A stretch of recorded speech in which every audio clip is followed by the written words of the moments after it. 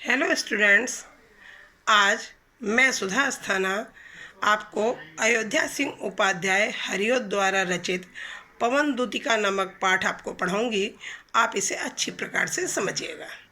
बच्चों, जैसे गद्य में गद्यांश के नीचे 5 क्वेश्चन होते हैं, उसी प्रकार पद्यांश भी आपको आता है और उसके नीचे 5 क्वेश्चंस होते हैं।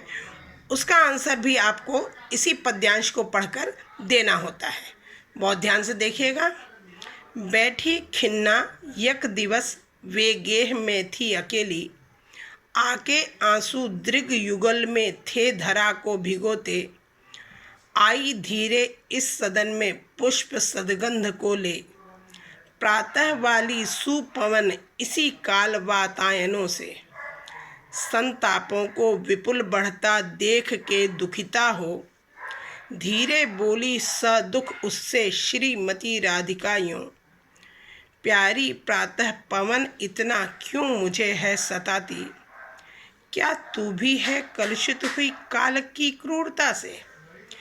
मैं इसका प्रसंग बस आपको बता देती हूँ कि बच्चों, जब श्री कृष्ण मथुरा चले गए थे और वादा करके भी वापस नहीं आए थे, उनके विरह में राधा ब्रज गांव में बहुत व्याकुल थी और उसके बाद अपनी व्यथा को राधा ने हवा के माध्यम से अपने संदेशों को उसने श्री कृष्ण के पास भेजना चाहा है। उसी का वर्णन यहाँ पर किया गया है। अब आप ध्यान देंगे। क्वेश्चन नंबर 1, प्रस्तुत पद्यांश के पाठ और कवि का नाम लिखिए। तो प्रस्तुत पद्यांश के पाठ का नाम क्या है बच्चों? पवन दूतिका। और कवि का नाम क्या है? अयोध्या सिंह उपाध्याय हरिओद। इसमें भी कभी कभी आपसे पूछ लिया जाता है कि उपर्युक्त पद्यांश का संदर्भ लिखिए। संदर्भ आप लिख लेंगे इसे।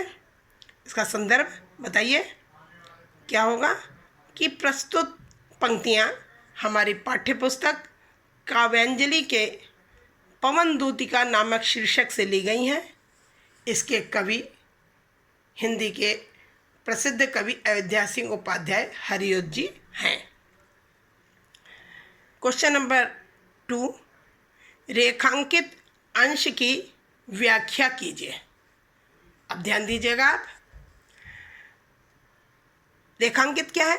संतापों को, यहाँ से क्रूरता से। ध्यान दीजिए कि जब पवन के प्रभाव से राधिका का दुख बहुत बढ़ गया तो उन्होंने दुखी होकर धीरे धीरे पवन से कहा कि हे प्रातःकालीन पवन, तू क्यों मुझे इस प्रकार सता रही है? क्या तू भी समय की कठोरता से दूषित हो गई है?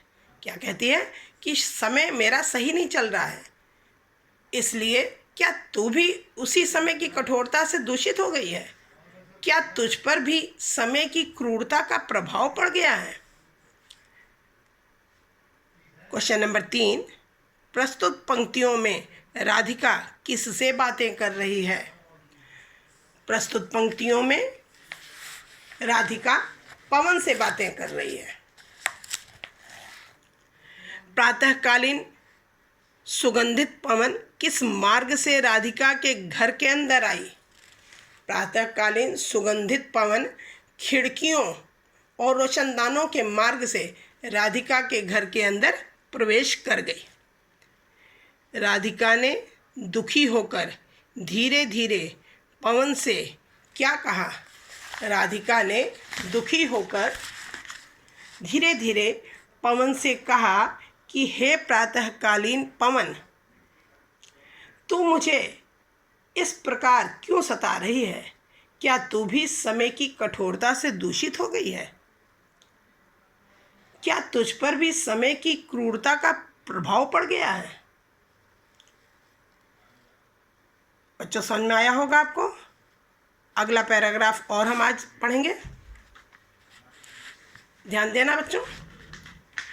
लज्जाशीला पथिक महिला जो कहीं दृष्टि आए, होने देना विकृत वसना तो न तू सुंदरी को, जो थोड़ी भी श्रमित वह हो, गोद ले श्रांति खोना। होठों की ओ कमल मुख की म्लानताएं मिटाना। कोई क्लांता कृषक ललना, कृषक ललना यानी किसान की पत्नी, खेत में जो दिखावे, धीरे धीरे परस उसकी क्लांतियों को मिटाना, क्लांतियों को यानी उसकी थकावट को मिटाना। जाता कोई जलद, जलद मीन्स बादल, यदि हो व्योम आकाश में तो उसे ला। छाया द्वारा सुखित करना तप्त भूतांगना को। अब ध्यान दो बच्चों,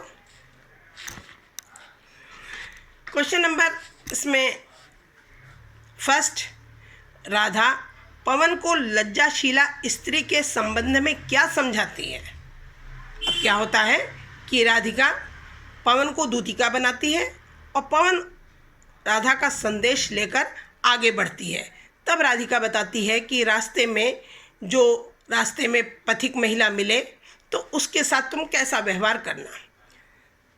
तो क्वेश्चन नंबर फर्स्ट का आंसर, किसी लज्जाशीला स्त्री के संबंध में राधिका पवन से यह कहती है कि हे पवन, यदि तुझे मार्ग में कोई लज्जाशीला स्त्री दिखाई दे तो तू उसके वस्त्रों को मत उड़ाना।